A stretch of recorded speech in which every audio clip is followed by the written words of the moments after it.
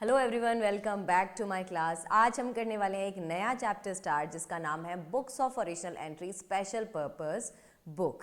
Books of original entry का मतलब है जहां पे फर्स्ट टाइम हम ट्रांजैक्शंस को रिकॉर्ड करते हैं बुक्स के अंदर। अब इसमें या तो जर्नल बनता है या फिर स्पेशल पर्पस बुक्स बनाई जाती है। जर्नल तब बनता है जब बिजनेस छोटा हो और ट्रांजैक्शंस कम होती है, वहां पे हर ट्रांजैक्शन के लिए अलग से जर्नल एंट्री पास करना इजी होता है। लेकिन जब बिजनेस बड़ा होता है, जहां पे बहुत सी ट्रांजैक्शंस होती है दिन में, वहां पे हर ट्रांजैक्शन के लिए अलग से जर्नल एंट्री बनाना पॉसिबल नहीं हो पाता। उस केस में हम बनाते हैं सब्सिडरी बुक्स, जिनमें से एक बुक कैश बुक हमने पिछले चैप्टर में कवर कर लिया था। आज के चैप्टर में हम करने वाले हैं purchases book, sales book, purchases return book, sales return book, bills receivable book, bills payable book और journal proper. Bills receivable book और बिल पेबल बुक ये दोनों ही हमारे सिलेबस में नहीं है, बाकी की बुक्स को हम इस चैप्टर में कवर करेंगे। अब पिछले चैप्टर में हमने कैश बुक पढ़ा था, वहां पे हमने क्या देखा था कि सिर्फ और सिर्फ कैश और बैंक से रिलेटेड ट्रांजैक्शंस को हम कैश बुक में रिकॉर्ड करते हैं। अब जो बाकी के ट्रांजैक्शन हैं, जैसे कि क्रेडिट परचेज, क्रेडिट सेल्स, या कोई सेल्स रिटर्न हो रहा है, परचेजेस रिटर्न हो रहा है, या और कोई भी ट्रांजैक्शंस है, उनको हम कहाँ रिकॉर्ड करते हैं, ये आज के चैप्टर में हम देखेंगे। तो सबसे पहले आएगा हमारा परचेजेस बुक, या जिसे हम परचेजेस जर्नल भी बोलते हैं। परचेजेस बुक के अंदर हम सिर्फ और सिर्फ क्रेडिट परचेज को रिकॉर्ड करते हैं।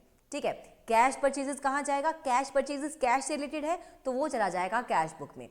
तो बचा क्या पीछे? सिर्फ क्रेडिट परचेजेस। क्रेडिट परचेजेस आता है परचेजेस बुक में। और क्रेडिट परचेजेस किसका? क्रेडिट परचेज ऑफ असेट, ये हम रिकॉर्ड नहीं कर सकते परचेजेस बुक में। Credit purchase of goods record कर सकते हैं। और गुड्स का मतलब क्या था, ये हमने पहले भी पढ़ा था। गुड्स का मतलब है जो चीज़ हम रीसेल पर्पस के लिए खरीद रहे हैं, उन्हें गुड्स बोलते हैं। यानी कि जिस पर्पस के लिए बिजनेस को हमने स्टार्ट किया है, अगर उसी पर्पस के लिए कोई चीज़ खरीदते हैं तो उन्हें गुड्स बोलते हैं। फॉर एग्जाम्पल, कोई क्लोथिंग बिजनेस है, अगर वो क्लोथ्स खरीद रहा है वहां से, तो वो गुड्स है। वहीं अगर क्लोथिंग बिजनेस फर्नीचर खरीदता है तो वो फर्नीचर गुड्स के अंदर काउंट नहीं होता। ठीक है, तो परचेजेस बुक में सिर्फ और सिर्फ हम क्रेडिट परचेजेस ऑफ गुड्स को रिकॉर्ड करते हैं, यानी कि उधार पर खरीदे हुए गुड्स को परचेजेस बुक में रिकॉर्ड किया जाता है। और परचेजेस बुक को इनवॉइस बुक और परचेज डे बुक भी हम बोल सकते हैं। ठीक है, अब कौन सी ट्रांजैक्शन परचेजेस बुक के अंदर नहीं आते? एक तो कैश परचेज, कैश परचेजेस के अंदर नहीं आएगा। कैश परचेज कहाँ जाएगा? कैश बुक में। ऐसे ही कोई अगर असेट परचेज कर रहे हैं तो वो भी यहाँ नहीं आएगा। एसेट परचेज अगर तो हम कैश में करते हैं तो वो तो कैश बुक में चला जाएगा।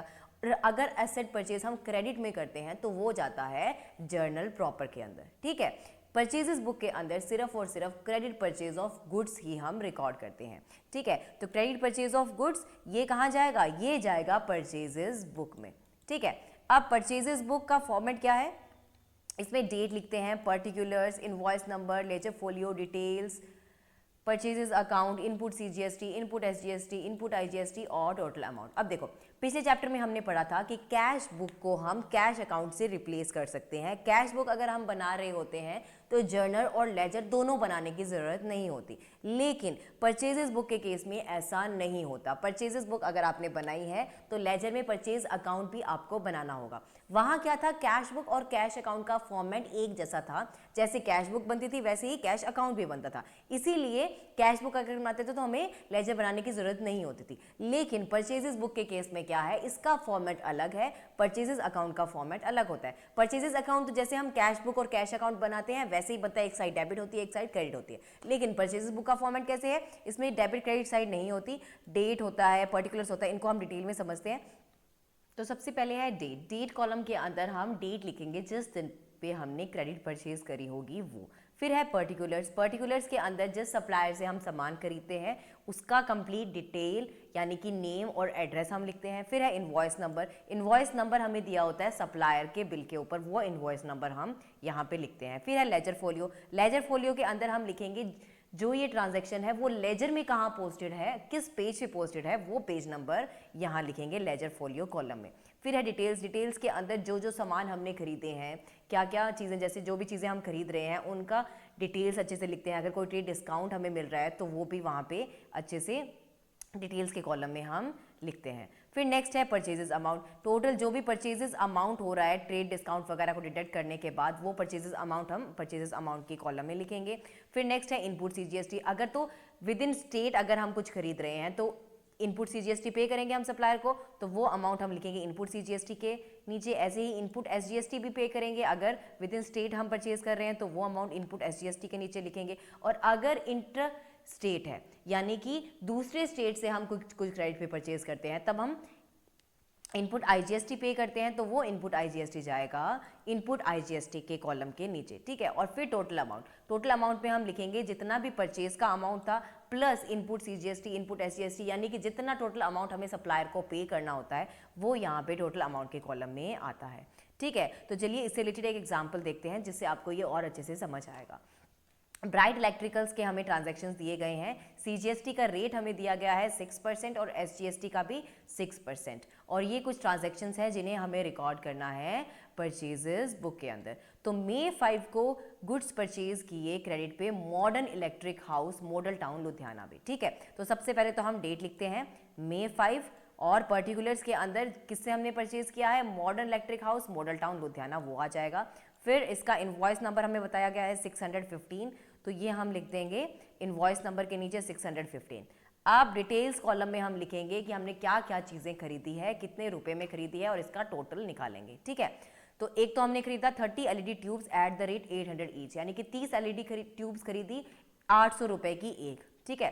तो 30 LED tubes at the rate 800, तो 30 इंटू 800 24,000 की हमने खरीदी एलईडी ट्यूब, ठीक है। और क्या क्या खरीदा, और हमने इनसे खरीदा 20 सीलिंग फैंस लिए 1500 ईच के, तो इसको भी डिटेल में यहाँ लिखेंगे 20 ceiling fans at the rate 1500 each, तो इसका टोटल हो गया 20 इंटू 1500 30,000, ठीक है। ये दो चीज़ें हमने खरीदी, अब इनका टोटल करेंगे तो 24,000 प्लस 30,000 टोटल हो गया 54,000, ठीक है। 54,000 का हमने सामान खरीदा उनसे, और ट्रेड डिस्काउंट उन्होंने हमें दिया 20% का, ठीक है।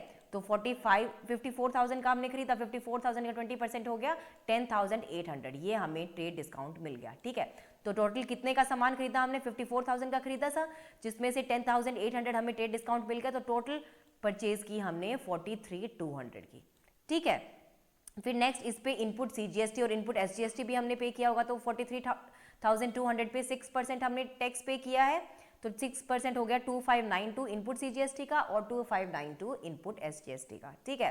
तो ये तो हो गई अलग अलग अमाउंट। अब इन सबको टोटल करेंगे तो ये टोटल अमाउंट हमें सप्लायर को पे करनी होगी, और इन सब का टोटल किया तो टोटल अमाउंट आ गया 48,384, ठीक है। फिर नेक्स्ट ट्रांजेक्शन है मई 15 को की गुड्स परचेज किए क्रेडिट पे नेशनल ट्रेडर्स अमृतसर से, और इनवॉइस नंबर है 842, तो इसको हम डेट के कॉलम में तो लिखेंगे मई 15, पर्टिकुलर जिससे हमने खरीदे थे, किससे खरीदे, नेशनल ट्रेडर्स अमृतसर, और इसका इनवॉइस नंबर भी हमें दिया हुआ है 842, तो इसे भी हमने यहाँ लिख दिया, ठीक है। अब ट्रांजैक्शन की डिटेल्स क्या क्या सामान हमने खरीदे, एक तो हमने खरीदा 12 इलेक्ट्रिक आयरन्स खरीदे 2500 रुपए ईच, ठीक है। तो इसको हम यहाँ पे लिखेंगे 12 electric irons at the rate 2500, तो 12 इंटू 2500 टोटल हमने खरीदा 30,000 रुपए के तो इलेक्ट्रिक आयरन्स, ठीक है। फिर नेक्स्ट हमने खरीदा 15 मिक्सर खरीदे 1000 ईच के, ठीक है।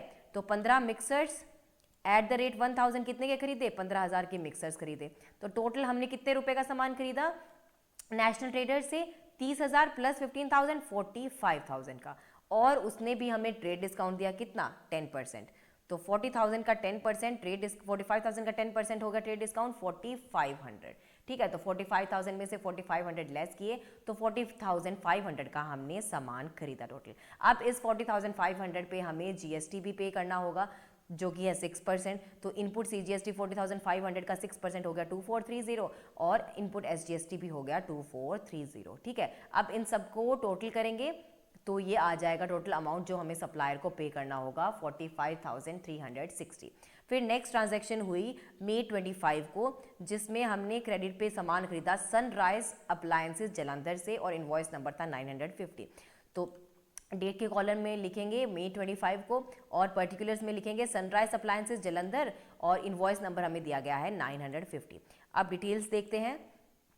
50 इलेक्ट्रिक कैटल्स खरीदी उसने एट द रेट 1200 ईच, तो 50 electric kettles at the rate 1200, तो टोटल आ गया ये 60,000 की हमने इलेक्ट्रिक कैटल्स खरीदी, ठीक है। और क्या क्या खरीदा, और हमने लिया 10 water purifiers at the rate 800 each. 10 water purifier खरीदे, 8,000 रुपए का एक था, तो 10 इंटू 8,000, 80,000 के हमने खरीदे वाटर प्योरीफायर। तो टोटल कितने रुपए का सामान खरीदा हमने? 60,000 प्लस 80,000, 1,40,000 का टोटल हमने सामान खरीदा, और उसने भी हमें ट्रेड डिस्काउंट दिया एट द रेट 25%। तो 1,40,000 का 25% अगर हम करते हैं तो ये आता है 35,000। तो 1,40,000 में से 35,000 माइनस करेंगे तो 1,05,000 का हमने सामान खरीदा टोटल सनराइज अप्लायंसेस से।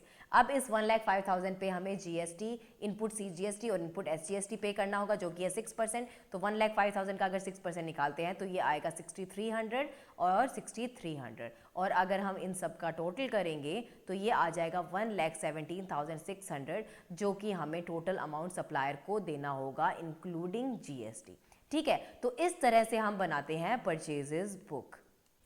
फिर नेक्स्ट है difference between purchases book and purchases account. ये हमने पढ़ाई था कि परचेजेस बुक और परचेजेस अकाउंट डिफरेंट होते हैं। अगर हम परचेजेस बुक बना रहे हैं तो लेजर में परचेज अकाउंट हमें बनाना ही पड़ेगा, unlike cash book. Cash book में क्या था, अगर हम कैश बुक बनाते हैं तो हमें लेजर में कैश अकाउंट बनाने की ज़रूरत नहीं थी। कैश बुक जर्नल और लेजर दोनों का ही काम करती थी, क्योंकि दोनों का फॉर्मेट सेम था, दोनों का बनाने का तरीका सेम था, इसीलिए कैश बुक से हमारा काम चल रहा था।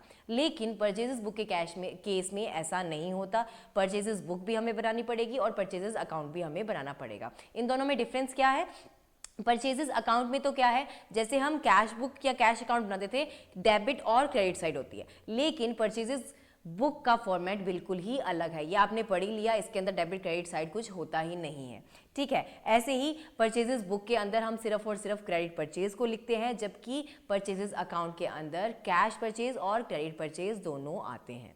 ठीक है, तो ये डिफरेंस है परचेज बुक और परचेज अकाउंट का, इसलिए हमें ये दोनों अलग अलग बनाने ही पढ़ेंगे। फिर नेक्स्ट है सेल्स बुक या सेल्स जर्नल। सेल्स बुक के अंदर हम क्या रिकॉर्ड करते हैं? सेल्स बुक के अंदर हम सिर्फ और सिर्फ क्रेडिट सेल ऑफ गुड्स को रिकॉर्ड करते हैं। जैसे परचेजेस बुक के अंदर क्रेडिट परचेज ऑफ गुड्स को रिकॉर्ड करते हैं, वैसे ही सेल्स के अंदर क्रेडिट सेल्स ऑफ गुड्स को रिकॉर्ड करते हैं।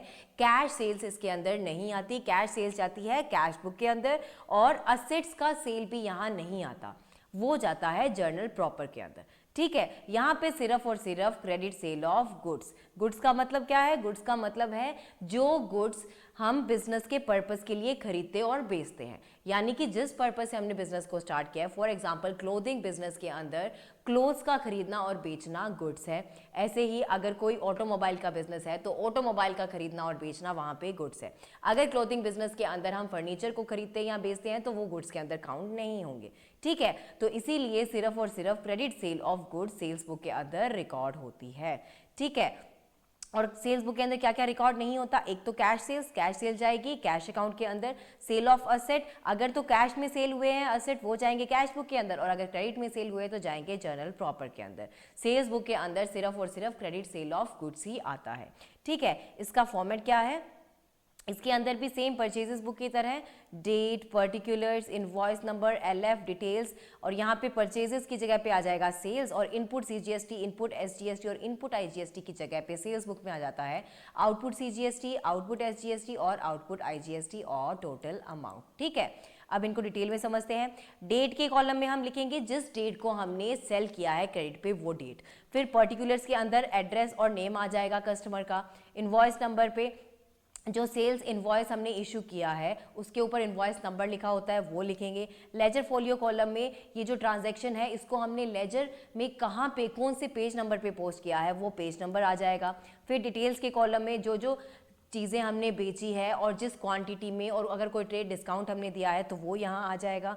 फिर नेक्स्ट है सेल्स कॉलम। सेल्स कॉलम में जितना टोटल अमाउंट का हमने सेल्स किया है आफ्टर डिडक्टिंग ट्रेड डिस्काउंट वो यहाँ पे आ जाएगा। और output CGST, output SGST column में अगर हम विद इन स्टेट सेल कर रहे हैं तो जो सीजीएसटी और एसजीएसटी हम कलेक्ट करेंगे उसका अमाउंट आ जाएगा। और आउटपुट आईजीएसटी में जो इंटर स्टेट सेल हो रहा है, यानी कि अदर स्टेट में अगर हम सेल कर रहे हैं तो जो अमाउंट हम कस्टमर से कलेक्ट करते हैं वो यहाँ आ जाएगा, और टोटल अमाउंट में हम टोटल अमाउंट आ जाएगा sales, output CGST, output SGST को प्लस करके जो अमाउंट हमें टोटल कस्टमर से मिलने वाला होता है वो यहाँ पे टोटल अमाउंट के कॉलम में आ जाता है। तो चलिए इससे रिलेटेड एक एग्जाम्पल देखते हैं। सेल्स बुक हमें बनानी है मॉडर्न फर्नीचर हाउस चंडीगढ़ की। सीजीएसटी और एसजीएसटी का रेट हमें दिया गया है 6%। ठीक है, तो फर्स्ट ट्रांजैक्शन हुई अप्रैल 5 को। Sold on credit to royal furniture mart Ludhiana. Royal furniture mart Ludhiana को हमने क्रेडिट पे सेल किया और इनवॉइस नंबर है 210। ठीक है, तो यहाँ पे हम डेट के नीचे लिखेंगे अप्रैल 5, पर्टिकुलर्स में किसको बेचा हमने, रॉयल फर्नीचर मार्ट लुधियाना को, और इनवॉइस नंबर हमें दिया ही गया है 210। अब डिटेल्स कॉलम में हमने क्या क्या बेचा वो डिटेल हम यहाँ पे लिखेंगे। 120 चेयर्स हमने सेल की 2800 रुपये की एक, तो 120 इंटू 2800 3,36,000 की हमने टोटल चेयर सेल की। ठीक है, फिर और क्या हमने बेचा उनको, और हमने टेबल्स बेचे 80 4500 ईच के। ठीक है, तो 4500 इंटू 80 3,60,000 के हमने टोटल टेबल्स बेचे। तो टोटल कितने रुपए का सामान बेचा, 3,36,000 प्लस 3,60,000 6,96,000 का टोटल हमने सामान बेचा रॉयल फर्नीचर मार्ट को, और उनको हमने ट्रेड डिस्काउंट भी दिया, और ट्रेड डिस्काउंट दिया कितने रुपए का, कितने परसेंट, 15%। ठीक है, तो 6,96,000 का 15% ट्रेड डिस्काउंट हो गया 1,44,400। ठीक है, तो 6,96,000 में से 1,04,400 माइनस करेंगे तो सेल्स टोटल हो गई हमारी 5,91,600। अब इस 5,91,600 की सेल्स पे हमें जीएसटी भी मिलेगा कस्टमर से, तो जीएसटी का रेट हमें दिया गया है 6%, तो 5,91,600 का 6% हो गया 35,496 आउटपुट सीजीएसटी और 35,496 ही हो गया आउटपुट एसजीएसटी। अब इन तीनों का टोटल करेंगे तो ये टोटल अमाउंट हमें मिलने वाला है कस्टमर से, जो कि है 6,62,592। फिर नेक्स्ट ट्रांजैक्शन होती है अप्रैल 12 को। गुड्स सेल किए क्रेडिट पे क्लासिक होम डेकोर पटियाला को, इनवॉइस नंबर है 315। तो सेल्स बुक में हम डेट के नीचे लिखेंगे अप्रैल 12, पर्टिकुलर्स के नीचे आ जाएगा क्लासिक होम डेकोर पटियाला, और इनवॉइस नंबर हमें दिया गया है 315, वो आ जाएगा इनवॉइस नंबर के कॉलम में। और डिटेल्स में हम लिखेंगे क्या क्या चीज़ें हमने बेची। 15 अलमीरा हमने बेची 20,000 एट ईच, यानी कि 15 अलमीरा 20,000 रुपये की एक, तो 15 इंटू 20,000 3 लाख रुपए की हमने टोटल अलमीरा बेची। ठीक है, और इस पे हमने उसको ट्रेड डिस्काउंट भी दिया 10%, तो 3 लाख का 10% हो गया 30,000। तो टोटल सेल्स कितनी की हुई, 3 लाख माइनस 30,000 2,70,000 की हमने सेल्स की, 2,70,000 रुपये हमारे पास आएंगे। ठीक है, अब इस 2,70,000 पे हमें जीएसटी भी मिलेगा कस्टमर से। ठीक है, 2,70,000 का जीएसटी का रेट हमें दिया हुआ है 6%, तो 2,70,000 का 6% हो गया 16,200 आउटपुट से जीएसटी और 16,200 ही हो गया आउटपुट एसजीएसटी, और इन तीनों को ऐड करेंगे तो ये टोटल अमाउंट 3,02,400 हमें मिलेगा कस्टमर से।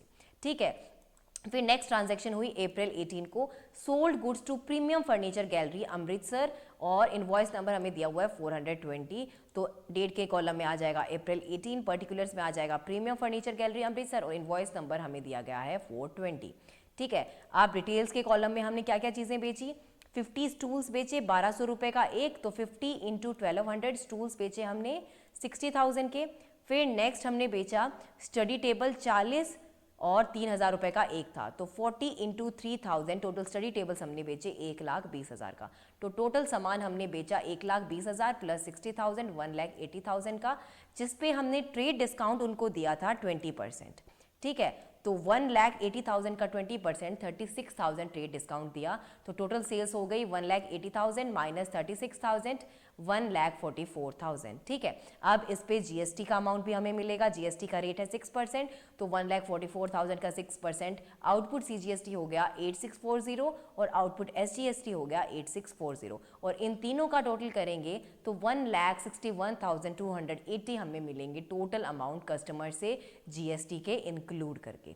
ठीक है, फिर नेक्स्ट ट्रांजैक्शन हुई अप्रैल 22 को। Sold 5 office chairs at the rate 3,500 each for cash. अब 5 ऑफिस चेयर्स बेची जिसमें से एक का रेट था 3500 और ये हमने बेची कैश में। अब कैश में जो भी ट्रांजैक्शंस होती है वो सेल्स बुक के अंदर आ ही नहीं सकती क्योंकि ये तो जाएगी कैश बुक के अंदर, तो ये इसे हम यहाँ पे रिकॉर्ड नहीं करेंगे। फिर नेक्स्ट ट्रांजैक्शन है अप्रैल 28 को, sold an old computer for ₹10,000 on computer.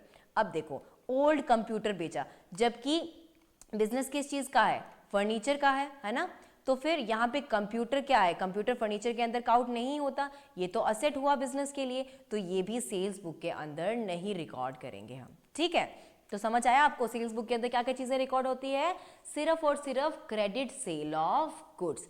दो चीज़ें इसमें आपको ध्यान रखनी है, एक तो जो गुड्स क्रेडिट पे सेल होते हैं सिर्फ और सिर्फ वही रिकॉर्ड होते हैं, और किसका क्रेडिट सेल, गुड्स का। ठीक है, तो ये था सेल्स बुक। फिर नेक्स्ट है परचेजेस रिटर्न बुक, या जिसे हम परचेजेस रिटर्न जर्नल भी बोलते हैं। अब परचेजेस रिटर्न बुक के अंदर हम क्या रिकॉर्ड करते हैं, परचेजेस रिटर्न बुक में हमने जो गुड्स क्रेडिट पे खरीदे थे और जो हमने परचेजेस बुक के अंदर लिखे थे, ठीक है, अगर वो हम रिटर्न कर रहे हैं तो वो जाएगा परचेज रिटर्न बुक में। यानी कि जो गुड्स हमने क्रेडिट पे खरीदे थे और जिन्हें हमने परचेजेस बुक के अंदर रिकॉर्ड किया था, अगर सिर्फ और सिर्फ उन गुड्स को हम रिटर्न करते हैं तो वो परचेजेस रिटर्न बुक में आते हैं। अगर असेट्स का रिटर्न है तो वो यहाँ पे नहीं आएगा। ऐसे ही अगर हमने कुछ कैश में खरीदा है उसको रिटर्न कर रहे हैं तो वो भी परचेजेस रिटर्न बुक में नहीं आएगा। ठीक है, अब रिकॉर्ड कैसे करते हैं परचेज रिटर्न को, देखो जब भी परचेजेस रिटर्न करता है बायर, तब उसके लिए वो डेबिट नोट इश्यू करता है और सप्लायर को भेजता है कि हमने तुम्हारा अकाउंट डेबिट कर दिया है इतने वैल्यू ऑफ गुड्स के लिए, जितने हम गुड्स रिटर्न कर रहे हैं उतने अमाउंट से हम उसके डेबिट नोट बनाते हैं और सप्लायर को भेजते हैं कि हमने तुम्हारे अकाउंट को इतने अमाउंट से डेबिट कर दिया है क्योंकि हम गुड्स रिटर्न कर रहे हैं। ठीक है, और डेबिट नोट के अंदर क्या क्या चीज़ें लिखी होती है, जिस दिन रिटर्न कर रहे हैं वो डेट, सप्लायर का क्या नाम है, डिस्क्रिप्शन और क्वांटिटी, यानी कि जो गुड्स रिटर्न किए हैं उसके बारे में डिटेल उसकी लिखेंगे, रेट और अमाउंट कितने रुपए के थे, क्या क्या डिस्काउंट हमें मिला था वो, और रीज़न क्या है रिटर्न का, और ओरिजिनल इनवॉइस का रेफरेंस भी उसमें देंगे। ठीक है, और इस डेबिट नोट के हिसाब से हम परचेजेस रिटर्न बुक में एंट्रीज पास करते हैं। ठीक है, तो चलिए इसका फॉर्मेट देखते हैं। इसमें डेट आएगा, पर्टिकुलर सप्लायर का नाम आएगा, डेबिट नोट नंबर, अब इनवॉइस नंबर की जगह पे यहाँ पे आएगा debit note number, ledger folio column, details आएगा, परचेज रिटर्न का अमाउंट आएगा, input CGST, input SGST, input IGST और टोटल अमाउंट आएगा। तो चलिए इससे एक रिलेटेड एक एग्जाम्पल देखते हैं। परचेजेस रिटर्न बुक बनानी है हमें सनराइज ट्रेडर्स अमृतसर की, और सीजीएसटी और एसजीएसटी रेट है 6%। ठीक है, जुलाई 8 को गुड्स रिटर्न किए मॉडर्न इलेक्ट्रॉनिक्स अमृतसर को, और डेबिट नोट नंबर हमें दिया गया है 201। ठीक है, तो परचेज रिटर्न बुक में डेट के कॉलम के नीचे हम लिखेंगे जुलाई 8, पर्टिकुलर्स में आ जाएगा मॉडर्न इलेक्ट्रॉनिक्स अमृतसर और डेबिट नोट नंबर आ जाएगा 201। ठीक है, आप डिटेल्स में क्या चीज़ें रिटर्न की है वो लिखेंगे।